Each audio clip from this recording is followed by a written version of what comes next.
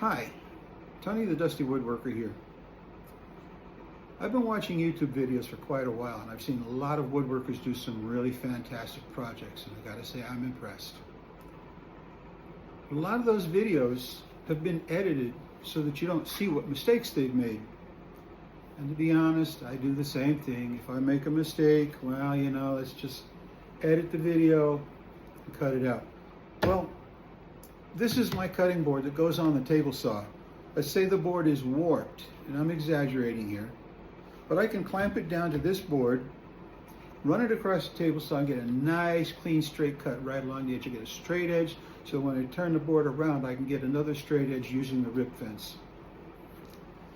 I said this was about mistakes. So I've cut these dovetails for this clamp. The problem is I didn't cut it deep enough. So if I clamp this piece down, let's clamp it down right here. It's still loose. It does not hold the board down tight. Finally realizing that I had made a mistake after cutting 6 dovetails, I went ahead and cut 4 more, but this time I cut them deep enough so that when I clamp them, they clamp tight. Now that doesn't move. Part of the reason why I discovered it was because I had thought I had clamped down a piece of wood. It felt like it was clamped down, but it was still moving and I was still not getting a straight edge, and I was very vexed over that. So having realized that my clamps were not clamping properly, so I had to cut 4 new dovetails so that I could still clamp a board down and get a nice straight edge cut.